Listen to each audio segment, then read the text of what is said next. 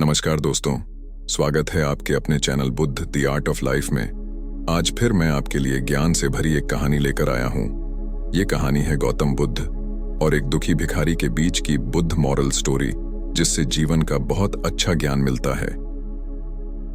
एक बार महात्मा बुद्ध एक गांव में अपने शिष्यों सहित घने पेड़ की छांव के नीचे बैठे थे। आसपास के गांवों से बहुत से लोग अपनी मानसिक समस्याएं लेकर महात्मा बुद्ध के पास आ रहे थे। महात्मा बुद्ध उन सब की मानसिक परेशानियों का समाधान देते। सब लोग खुशी खुशी अपनी समस्याओं का समाधान पाकर वहां से लौट रहे थे। वहीं से कुछ दूर बैठा लोगों को बुद्ध के पास जाते देख एक दुखी भिखारी अपने भाग्य को कोसता हुआ यही सोचने लगा कि अभी कुछ देर पहले तो ये लोग दुखी मन से मुंह लटकाए उन महात्मा के पास गए थे, और अब इतना खुश होकर कैसे वापस लौट रहे हैं। आखिर माजरा क्या है, जरा मैं भी जाकर देखूं कि वो महात्मा ऐसा कौन सा खजाना बांट रहा है इन लोगों को। वे इतने प्रसन्न हुए कि उनके चेहरे लाल हो गए। जब वो दुख भिखारी कुछ नजदीक गया तो उसने देखा कि ये महात्मा तो लोगों को प्रवचन देकर लोगों के दुख का निवारण कर रहे हैं। यह देखकर भिखारी के मन में भी तीव्र इच्छा हुई कि क्यों न मैं भी इन महात्मा को अपना दुख बताऊं। मुझे भी अपने दुख का समाधान अवश्य मिलेगा। बस फिर क्या था।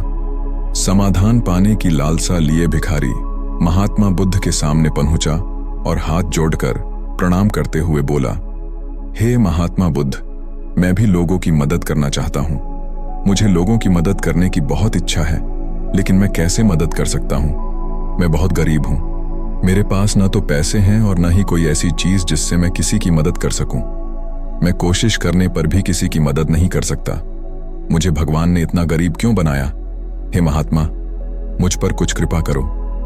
इतना बोलते हुए भिखारी रोने लगा। महात्मा बुद्ध बोले, आप बहुत अज्ञानी हैं, क्योंकि आप अभी तक इस भ्रम में जी रहे हो कि तुम्हारे पास कुछ नहीं, जबकि दूसरों को कुछ देने के लिए तुम्हारे पास बहुत कुछ है। तुम बिना धन और वस्तु के भी दूसरों की मदद कर सकते हो।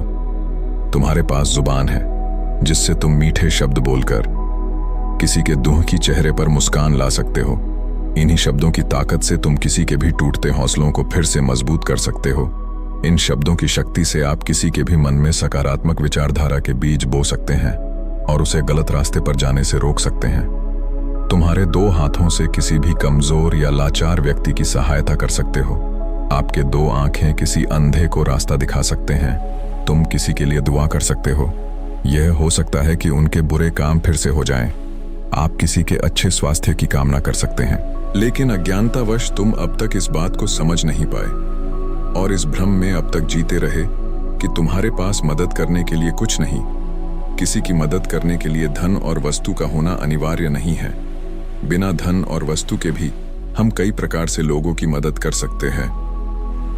महात्मा बुद्ध के ज्ञान से भरे ये सुंदर शब्द सुनकर भिखारी के चेहरे पर मुस्कान आ गई और वह खुशी से झूमता हुआ वहां से चला गया। इस बुद्ध मॉरल स्टोरी से हमने क्या सीखा?